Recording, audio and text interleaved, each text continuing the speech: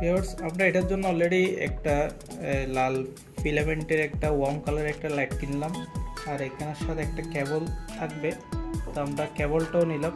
এখন আমাদের কেবলটা কিন্তু একটু শর্ট, যার কারণে আমরা এক্সট্রা একটা কেবল নিলাম। তো আমরা এটা এখন এই ল্যাম্পের মধ্যে ফিটিং করব। তো আমাদের যেহেতু এটা মোটা আর এটা যেহেতু চিকন, আমরা এটা নিচ থেকে ঢুকাতে হবে।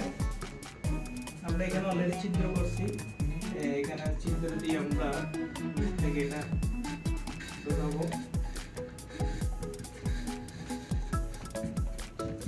তারপর আমাদের এখান থেকে এদিকে আমাদের দুইটা ছিদ্র করা আছে।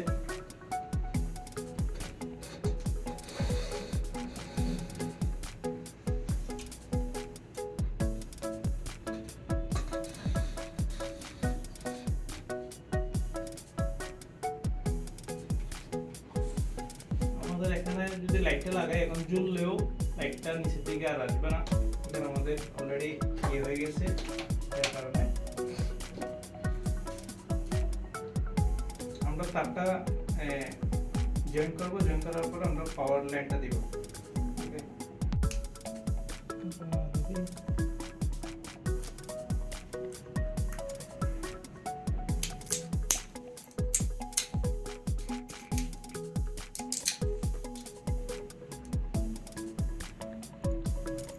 আমরা অলরেডি বাল্বটা সংযুক্ত করলাম আমাদের টেবিল ল্যাম্পের সাথে।